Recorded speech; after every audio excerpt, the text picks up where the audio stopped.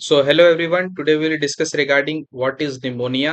उसके बारे में उसका डेफिनेशन देखेंगे, उसके टाइप्स देखेंगे, स्टेजेस ऑफ निमोनिया देखेंगे और पैथोफिजियोलॉजी देखेंगे, कैसे निमोनिया स्प्रेड होता है लंग्स के अंदर। ठीक है। और उसके बारे में उसका डायग्नोस्टिक इवैल्यूएशंस देखेंगे, क्लिनिकल मैनिफेस्टेशन देखेंगे। ठीक है। रिस्क फैक्टर्स देखेंगे और मेडिकल और सर्जिकल मैनेजमेंट देखेंगे। उसके बाद नर्सिंग डायग्नोसिस देखेंगे निमोनिया के कैसे और क्या क्या होते हैं। ठीक है। तो डेफिनेशन से स्टार्ट करते हैं कि what is pneumonia. Pneumonia is an infectious infection that inflames the air sacs in one or both the lungs। एक तरह का इन्फेक्शन होता है जो कि किसी एक लंग या दोनों लंग को क्या कर सकता है, इन्फेक्ट करता है और इन्फ्लेम कर देता है, जो कि लंग्स के एयर सैक्स होते हैं। ठीक है। द एयर सैक्स में फिल विथ फ्लूइड और पस, और उस जो एयर सैक्स हैं, जो एल्विला है, उसमें क्या भर सकता है, एयर पस या फिर फ्लूइड। ठीक है। पस को क्या पुरलेंट मटेरियल बोल रहे हैं। कॉजिंग कफ विथ फ्लेम और पस, fever, chills and difficulty in breathing. और ये सब क्या है, क्लिनिकल मैनिफेस्टेशन होते हैं जो कि निमोनिया होने के बाद पेशेंट के अंदर हमको सिम्टम्स की तरह दिखते हैं कि उसको फीवर हो सकता है, फ्लेम हो सकता है, उसके स्पूटम में हल्का ब्लड आ सकता है, उसको चिल्स हो सकता है या फिर डिफिकल्टी इन ब्रीदिंग हो सकता है उसको। ठीक है। क्योंकि क्या होता है कि जब फ्लूइड भर जाता है एयर सैक में या फिर वो एल्विलाई इन्फ्लेम हो जाता है, आप डायग्राम में देख सकते हैं। जब ये नॉर्मल ओपन एयर सैक दिखा है। ठीक है। और जब निमोनिया हो जाता है तो इसमें फ्लूइड भर जाता है, कैसे आपको ग्रीनिश ग्रीनिश दिख रहा है, इसमें फ्लूइड भर जाता है और यहाँ पे फ्लूइड भरने की वजह से या बैक्टीरिया के इन्फेस्टेशन की वजह से इन्फेक्शन हो जाता है और वहाँ का एल्विलाई के वॉल जो होते हैं, वो एयर सैक्स होते हैं, उनको क्या हो जाता है, इन्फ्लेमेशन हो जाता है, वो इन्फ्लेम्ड हो जाते हैं। ठीक है। जिसकी वजह से डिफिकल्टी इन ब्रीदिंग या ये जो क्लिनिकल मैनिफेस्टेशन ये दिखाया गया वो होते हैं। ठीक है।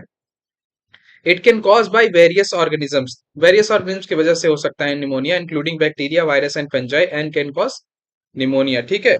ये जो बैक्टीरिया होते हैं, वायरस होते हैं या फिर कोई कोई एलर्जेंस भी होते हैं ना, जिसकी वजह से इंसान सेंसिटिव होता है, उसकी वजह से उनको इन्फेक्शन होता है, उसकी वजह से उसको बाद में इन्फ्लेमेशन हो सकता है या फिर उसका एयर सैक डैमेज हो सकता है या इन्फ्लेम हो सकता है, उसकी वजह से क्या होगा, आपको बाद में निमोनिया हो जाएगा। ठीक है। नेक्स्ट स्लाइड पे चलते हैं। टाइप्स ऑफ निमोनिया, अब हम देखेंगे टाइप कैसे कैसे हो सकते हैं निमोनिया के। पहला आता है bacterial pneumonia, caused by bacteria like Streptococcus pneumoniae. Symptoms include high fever, productive cough and chest pain, often treated with antibiotics। क्या बताया इसमें कि जो बैक्टीरियल निमोनिया है, नाम से ही क्लियर है कि बैक्टीरिया की वजह से हो सकता है। ठीक है। और बैक्टीरिया का जो क्लासिफिकेशन बताया, नाम बताया, वो क्या है, streptococcus pneumonia. Symptoms include high fever, आपको ज्यादा फीवर हो सकता है, प्रोडक्टिव कफ हो सकता है, प्रोडक्टिव मतलब जिसमें स्पूटम आए। नॉन प्रोडक्टिव कफ क्या होता है, जो कि ड्राई कफ होता है। ठीक है, वेट कफ। ये क्या है, प्रोडक्टिव वेट कफ। ठीक है, जिसमें स्पूटम आता है। And chest pain often treated with antibiotics, normally antibiotic से ट्रीट हो जाता है, क्योंकि बैक्टीरिया मर जाते हैं, इन्फेक्शन खत्म हो जाता है, तो फिर निमोनिया ट्रीट हो जाता है। दूसरा क्या आता है, वायरल निमोनिया। इसमें क्या है, triggered by various viruses such as influenza और सार्स कोवी 2। ठीक है। It typically causes a dry cough and fatigue. इसमें क्या है, सूखी खांसी होती है, ड्राई कफ होता है। ठीक है। यहाँ पे प्रोडक्टिव दिख रहा था, यहाँ पे क्या है, नॉन प्रोडक्टिव कफ हो जाएगा। ठीक है। And fatigue with antiviral treatment in some cases. अब क्या है, एंटीवायरल ट्रीटमेंट लेते हैं तो फिर ठीक हो जाता है। ठीक है। अब देखते हैं फंगल निमोनिया क्या होता है। इसमें नाम से क्लियर है कि फंगस से होगा। Result from the fungi like histoplasma और निमोसिस्टिस जीरो वेसाई। ठीक है। Common in immuno compromise individuals, जो इम्यूनो कम्प्रोमाइज इंडिविजुअल होते हैं, जैसे HIV एड्स के पेशेंट जो होते हैं, ठीक है, उनको क्या होता है, फंगल निमोनिया होने के ज्यादा चांसेस होते हैं। ठीक है। Symptoms very, treated with anti fungal medication. Symptoms क्या होते हैं, थोड़े वेरी कर सकते हैं बाकी निमोनिया से, और इसका ट्रीटमेंट क्या है, एंटी फंगल मेडिकेशन। ठीक है। ये हो गया टाइप्स ऑफ निमोनिया। अब नेक्स्ट टाइप पे चलते हैं। अब देखिए, और भी कंटिन्यूड है। इसका क्या है, एस्पिरेशन निमोनिया। अब क्या है, अकर्स व्हेन फूड, लिक्विड और वॉमिट इज इनहेल्ड। अब क्या होता है, कुछ एस्पिरेट कर ले इंसान, एस्पिरेट मतलब अंदर चला जाए विंड पाइप के थ्रू। ठीक है। तो क्या हो सकता है कि क्या क्या अंदर जा सकता है, फूड हो, कोई लिक्विड हो या फिर वॉमिट हो, जब क्या हो जाए, इनहेल्ड हो जाए, मतलब ट्रेकिया में चला जाए या लंग्स में चला जाए, जिसकी वजह से बाद में इन्फेक्शन हो, तो वो कौन से निमोनिया क्लासिफिकेशन में आएगा, aspirational pneumonia. Often in those with swallowing issues, जिसको सॉलो करने में इशू होता है, उन पेशेंट्स में ज्यादा देखने को मिलता है। ठीक है। जो बेड रिडेन होते हैं या फिर जो हमेशा लेटे रहते हैं, जो फिर ICU में पेशेंट्स होते हैं, उनको क्या है, एस्पिरेशन निमोनिया होने के ज्यादा चांसेस होते हैं। It causes infection and it treated with antibiotics. ये क्या है, इन्फेक्शन कॉज करता है और उसका ट्रीटमेंट क्या है, एंटीबायोटिक। अब क्या है, हैप क्या है, हॉस्पिटल एक्वायर्ड निमोनिया, जब हॉस्पिटल में हो जाता है। डेवलप्स ड्यूरिंग हॉस्पिटल स्टेज, कोई इंसान एडमिट है, जनरल वार्ड में है, ICU में है, उसका कोई OT है या फिर कोई सर्जिकल वार्ड में एडमिट है, तो क्या होता है, उसको एडमिट होने के दौरान जब तक वो डिस्चार्ज नहीं होता, तो उसका करता है, हॉस्पिटल से इन्फेक्शन ले लेता है, तो वो किस कैटेगरी में आता है, hospital acquired pneumonia. Often results from often from resistant bacteria like MRSA, ठीक है। एमआरएसए क्या है? मेथिसिलिन रेजिस्टेंट स्ट्रेप्टोकोकस ऑरियस, ठीक है। ये कैसा है? जब ये बैक्टीरिया जो है उससे जब इंसान रेजिस्टेंट हो जाता है, ठीक है, तब ये कौन सा इन्फेक्शन होता है आपको? हॉस्पिटल एक्वायर्ड निमोनिया का। इट्स सीवियर, इट ये सीवियर हो जाता है कब? Specially in ventilated patients requiring strong antibiotics. जो वेंटिलेटेड पेशेंट्स होते हैं, जो आईसीयू में पेशेंट्स होते हैं, उनको होने के ज्यादा चांसेस होते हैं, ठीक है। और ये जो मेथिसिलिन रेजिस्टेंट स्ट्रेप्टोकोकस ऑरियस है, जब उससे वो रेजिस्टेंट हो जाते हैं तब उनको होने के ज्यादा चांसेस हो जाते हैं। और इसमें कैसा ट्रीटमेंट चाहिए आपको? स्ट्रॉन्ग एंटीबायोटिक्स चाहिए, ठीक है।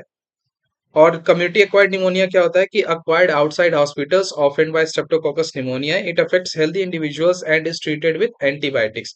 इसमें भी नॉर्मल ट्रीटमेंट बताया एंटीबायोटिक्स का। और हो कैसे रहा है? बाहर कम्युनिटी में जो इंसान रहते हैं, ठीक है, जो बाहर आउटसाइड आउटसाइड द हॉस्पिटल, हम कहीं भीड़ भाड़ मतलब कोई ऐसा भीड़ के इलाके में है, या फिर कोई ऐसा कम्युनिटी में है जहाँ पे ज्यादा पर्सन है, या फिर ज्यादा कोई उस किसी को पहले से इन्फेक्शन है, या फिर वहाँ पे एनवायरनमेंट ज़्यादा क्लीन नहीं है, तब वहाँ से अगर हम स्ट्रेप्टोकोकस निमोनिया को कैप्चर कर लेते हैं, तब हमको क्या हो जाता है? कम्युनिटी एक्वायर्ड निमोनिया, ठीक है। नेक्स्ट स्लाइड पे चलते हैं। अब देखते हैं रिस्क फैक्टर्स, मतलब कौन से ऐसे लोग हैं जिनको निमोनिया होने के ज्यादा चांसेस हैं। बेसिकली अगर हमारा लंग्स कमजोर है, हमारी इम्यूनिटी अच्छी नहीं है, तो हम जाहिर सी बात है उस बैक्टीरिया वायरस को अंदर ले लेंगे और इन्फेक्शन कॉज हो जाएगा, ठीक है। तो सबसे पहले आता है सिगरेट स्मोकिंग। अगर कोई पेशेंट ज्यादा क्रॉनिक से मतलब बहुत ज्यादा सिगरेट स्मोक करता हो, तो उसको होने के ज्यादा चांसेस है। एडवांस्ड एज, मतलब एज ज्यादा हो गई हो, ठीक है, ओल्ड एज पेशेंट्स हो, ठीक है, उनके भी लंग्स कमजोर हो जाते हैं, तो उनको होने के ज्यादा चांसेस है, ठीक है। यूआरटीआई हो, मतलब अपर रेस्पिरेटरी ट्रैक्ट इन्फेक्शन हो उसको पहले से ही, ठीक है, तब होने के ज्यादा चांसेस होते हैं, वो ज्यादा प्रोन हो जाते हैं। पर्सन विद swallowing डिफिकल्टी, अभी हमने देखा एस्पिरेशनल निमोनिया में, ठीक है, तो जिसको swallowing डिफिकल्टी उसको भी हो जाता है। सीओपीडी, ठीक है, क्रॉनिक ऑब्स्ट्रक्टिव पल्मोनरी डिजीज जिसको पहले से हो उसको होने के चांसेस हैं। हैवी एयर पॉल्यूशन, जहाँ पे एयर पॉल्यूशन ज्यादा हो जिस इलाके में, वहां पे भी होने के ज्यादा चांसेस है।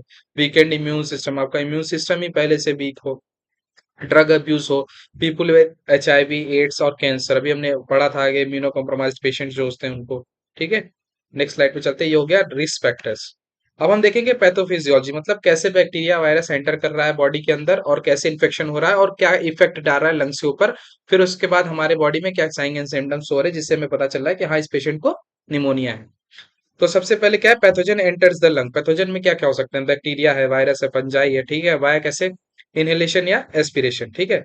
फिर इन्फेक्शन इन एल्वियोलाई, उसकी वजह से क्या होगा? जो हमारा एल्वियोलाई है टर्मिनल ब्रोंकियल्स के बाद रेस्पिरेटरी ब्रोंकोल्स, उसके बाद एल्वियोलाई, फिर एल्वियोलस, ठीक है। तो वहां पे क्या होगा? इन्फेक्शन होगा, ठीक है।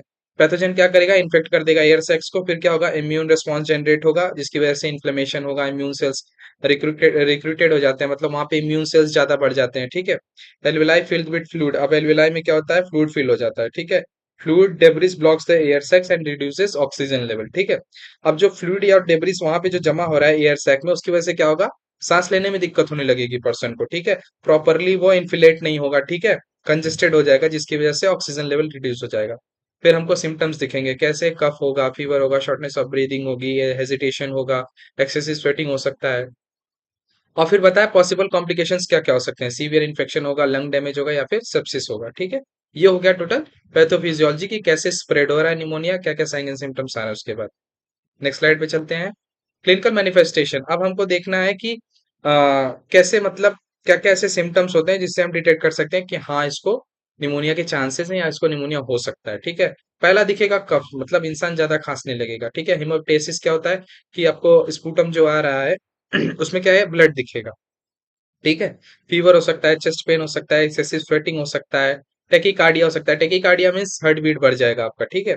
लॉस ऑफ एपेटाइट, भूख ही नहीं लगेगी, ठीक है। फटीग, थकान ज्यादा होगा, हाइपोटेंशन, ठीक है। वेट लॉस हो जाएगा। ये सब क्या है? क्लिनिकल मैनिफेस्टेशन है, ठीक है। नेक्स्ट स्लाइड पे चलते हैं। स्टेजेस ऑफ निमोनिया, हाँ, ये एक इंपॉर्टेंट टॉपिक है कि कैसे कैसे निमोनिया, मतलब लंग्स को कैसे इफेक्ट करता है।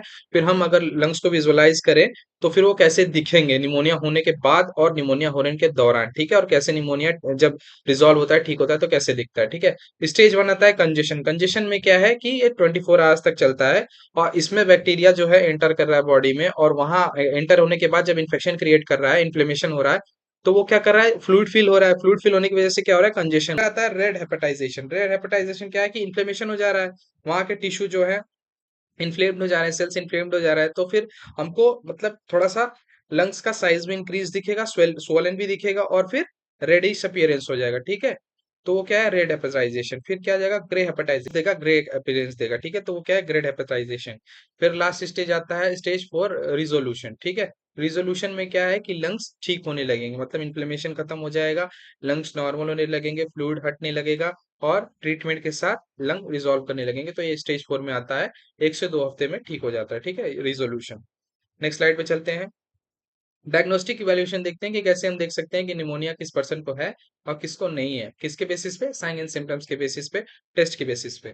पहला करेंगे हिस्ट्री कलेक्शन, उसका हिस्ट्री लेंगे कि भाई कहाँ से थे, क्या हुआ था, ठीक है। उससे पूछेंगे कि क्या मतलब कुछ ऐसा आपके साथ कोई इन्फेक्शन का चांस तो नहीं हुआ था, आप ऐसे भीड़ भड़ाके वाले इलाके में तो नहीं गए थे, आपको पहले से ही कोई इन्फेक्शन तो नहीं है, आपको पहले से कोई लंग डिजीज तो नहीं है, ठीक है। तो वो हिस्ट्री कलेक्शन लेंगे। उसके बाद फिजिकल एग्जामिनेशन करेंगे, विजुलाइज करेंगे पेशेंट को टोटली, ठीक है। उसके बाद चेस्ट एक्सरे करेंगे, ब्लड टेस्ट करेंगे, ठीक है, एबीजी करेंगे। एबीजी क्या होता है, आर्टेरियल ब्लड गैस। हम आर्टेरियल के ब्लड के सैंपल को लेते हैं, फिर देखते हैं ऑक्सीजन लेवल बॉडी में कितना है, तो ये एबीजी के उससे पता चलता है, ठीक है। फिर सिटी स्कैन करेंगे, स्पुटम कल्चर करेंगे, स्पुटम टेस्ट करेंगे, ठीक है, ब्रोंकोस्कोपी करेंगे, और ल्यूरल फ्लूइड कल्चर टेस्ट करेंगे, ठीक है। ये सब क्या है, डायग्नोस्टिक इवैल्यूएशन है, जिससे हम डिटेक्ट कर सकते हैं कि इसको इमोनिया है, किसको नहीं है। फिर आता है मेडिकल मैनेजमेंट। अगर हम मेडिसिन के थ्रू अगर ट्रीट करना चाहें निमोनिया को, तो क्या क्या कर सकते हैं। पहली चीज आती है एंटीबायोटिक्स फॉर बैक्टीरियल निमोनिया। अगर किसी को बैक्टीरियल निमोनिया है तो हम उसको क्या देंगे, एंटीबायोटिक्स देंगे, ठीक है। और अगर किसी को वायरल निमोनिया है तो एंटीवायरल्स देंगे, किसी को फंगल निमोनिया है तो एंटी फंगल्स देंगे। फिर ऑक्सीजन थेरेपी देंगे, क्योंकि सेचुरेशन गिर जाता है, डिफिकल्टी इन ब्रीदिंग होने लगती है, तो फिर हम उसको मेंटेन करने के लिए क्या देंगे, ऑक्सीजन लेवल मेंटेन करने के लिए ऑक्सीजन थेरेपी देंगे। पेन रिलीवर्स दे सकते हैं, चेस्ट पेन हो सकता है, चेस्ट कंजेशन हो सकता है, हेजिटेशन होने लगता है, एक्सेसिव स्वेटिंग होने लग सकता है, जिसकी वजह से बॉडी पेन होने लगता है। तो pain reliever and fever reducers दे सकते हैं, जैसे एसिटामिनोफेन या फिर आइब्रूफेन। हाइड्रेशन के लिए क्या कर सकते हैं कि ड्रिंकिंग प्लेंटी ऑफ फ्लूइड्स। अब जो है कि फ्लूइड फिल्ड जो सेक्स होते हैं उसमें क्या होता है, एक्सेसिव हाइड्रेशन। हमको क्या होता है कि ज्यादा पानी, हमारा ज्यादा फ्लूइड लॉस कहाँ देखने को मिलता है, स्पूटम में देखने को मिलता है, इसलिए बॉडी क्या हो सकती है, डिहाइड्रेटेड हो सकती है। इसीलिए ड्रिंकिंग प्लेंटी ऑफ फ्लूइड्स उसको सजेस्ट करेंगे कि ज्यादा पानी पिए। रेस्ट दे सकते हैं, adequate rest to conserve energy, energy loss होने लगता है तो फिर रेस्ट भी उसको सजेस्ट करेंगे। हॉस्पिटलाइजेशन में भी नेसेसरी फॉर सीवियर केसेस। जब ज्यादा सीवियर केस हो जाता है तो क्या देंगे, कि मतलब क्या सजेस्ट करेंगे, हॉस्पिटलाइजेशन, पेशेंट को एडमिट करेंगे ताकि प्रॉपर ट्रीटमेंट दे सकें। आप देखेंगे सर्जिकल मैनेजमेंट। तो सर्जिकल मैनेजमेंट में क्या कर सकते हैं, surgical management of pneumonia is typically reserve for complications और स्पेसिफिक केसेस, जैसे कि ड्रेनेज ऑफ एब्सेसेस। अब क्या है कि अगर लंग में एब्सेस बन जाता है, लंग एब्सेस बन जाता है, वो इन्फेक्शन सीवियर हो गया, तो फिर क्या करेगा, एक स्पेस बना लेगा। पस जो है इन्फेक्शन करते करते लंग में एक स्पेस बना लेगा, एब्सेस बना लेगा, ठीक है, जिसको ड्रेन करना नेसेसरी हो जाता है, क्योंकि वो और सीवियर इन्फेक्शन करके लंग डैमेज कर सकता है, ठीक है। तो सर्जिकल ड्रेनेज में भी नेसेसरी फॉर लंग एब्सेसेस और एम्फाइमा। जब लंग एब्सेस बन जाए इन्फेक्शन के बाद सीवियर केस में, तो उसको हम क्या करेंगे, ड्रेन कनेक्ट करके उसको ड्रेन करेंगे, ठीक है। और एम्फाइमा हो गया है, अगर जो होता है क्या बोलते हैं, पैराइटल और विसरल ल्यूरा के बीच में अगर इन्फेक्शन पहुंच गया और वहां पे फ्लूइड और पस भर रहा है, तो फिर क्या करेंगे, उसको भी ड्रेन करेंगे, ठीक है। देखिए यहाँ लिखा है पस इन ल्यूरल स्पेस। जब ल्यूरल स्पेस में हो जाए, इन्फेक्शन पहुंच जाए, वहां पे पस फिल होने लगे, तो फिर उसको भी ड्रेन करेंगे। और क्या कर सकते हैं, थोड़ा सेंटेसिस कर सकते हैं। थोड़ा सेंटेसिस क्या हो सकता है कि insertion of a chest tube to drain the fluid और air from the pleural space. अब ल्यूरल स्पेस में कोई एयर फिल हो जाए या फिर फ्लूइड फिल हो जाए, तो उसको ड्रेन करने के लिए हम क्या कर सकते हैं, ये मेथड का नाम है सर्जिकल इंटरवेंशन का, जिसको बोलते हैं सोरा सेंटेसिस। इसमें क्या होता है कि एक ट्यूबिंग कनेक्ट करते हैं, किसमें, ल्यूरल स्पेस में। आपको ल्यूरल स्पेस तो पता ही है। तो ल्यूरल स्पेस में जो ल्यूरल फ्लूइड होता है उसमें एयर या फिर फ्लूइड बढ़ जाए या फिर इन्फेक्शन की वजह से वहां पास एक्यूमुलेट होने लगे, तो थोड़ा सेंटेसिस करते हैं, जिसकी वजह से वो फ्लूइड ड्रेन हो सके।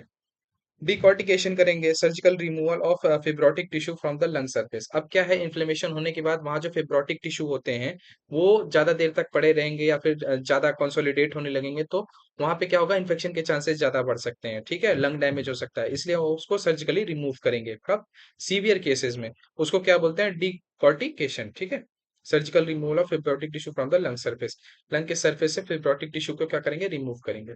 नेक्स्ट स्लाइड पे देखते हैं नर्सिंग डायग्नोसिस। अब हम देखेंगे नर्सिंग डायग्नोसिस की क्या क्या एज ए नर्स हम दे सकते, मतलब डायग्नोसिस क्रिएट कर सकते हैं एज ए नर्स।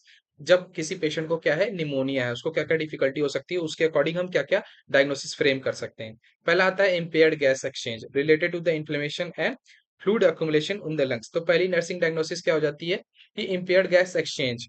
हम इस पे एक एनसीपी बना सकते हैं, इस पे एक डायग्नोसिस दे सकते हैं related to inflammation and fluid accumulation. Ineffective breathing pattern, patient का ब्रीदिंग पैटर्न चेंज हो जाता है, तो रिलेटेड टू पेन, फटीग और रेस्पिरेटरी मसल वीकनेस, इस पे एक डायग्नोसिस बना सकते हैं। एक्टिविटी इंटॉलरेंस इंटॉलरेंस हो जाता है, जिसमें क्या होता है कि पेशेंट एक्सेसिव स्वेटिंग होता है, उसको पेन होता है, फीवर होता है, चिल्स होता है, तो एक्टिविटी इंटॉलरेंस हो जाता है related to the decrease oxygenation and fatigue. Body में ऑक्सीजन लेवल गिरने लगता है, फटीग होने लगता है, तो इसका एक डायग्नोसिस क्रिएट कर सकते हैं। अक्यूट पेन, आपने मेजरली हर जगह देखा होगा, कोई भी ऐसा नर्सिंग डायग्नोसिस क्लियर करते हैं तो उसमें एक्यूट पेन आ ही जाता है। तो इसमें भी लिख सकते हैं हम पेन के बेसिस पे कि related to the inflammation and irritation of the pleura. ठीक है। लास्ट डायग्नोसिस क्या है, रिस्क ऑफ इन्फेक्शन। हम रिस्क ऑफ इन्फेक्शन पे भी एक डायग्नोसिस क्रिएट कर सकते हैं related to the compromised respiratory function and potential for further infection. अब क्या है कि जब उसको पहले से या तो कोई इन्फेक्शन रहा हो या तो निमोनिया के बाद वो क्या है और इन्फेक्शन के लिए क्या हो जाएगा, प्रोन हो जाएगा, तो इसके लिए भी एक डायग्नोसिस क्रिएट कर सकते हैं, जो कि क्या है, रिस्क ऑफ इन्फेक्शन, उसको और इन्फेक्शन होने के चांसेस है। तो ये रहा टोटल निमोनिया का मतलब आपके एडल्ट हेल्थ नर्सिंग के टॉपिक में निमोनिया का पूरा कवरेज हो गया कि क्या डेफिनेशन है, क्या स्टेजेस हैं, क्या टाइप्स हैं, क्या क्या क्लिनिकल मैनिफेस्टेशन होते हैं, क्या क्या डायग्नोस्टिक वैल्यूएशन होते हैं, क्या नर्सिंग डायग्नोसिस हो सकता है, क्या क्या मेडिकल या सर्जिकल मैनेजमेंट हो सकता है, ये पूरा कवर किया हमने इस टॉपिक में। Thank you.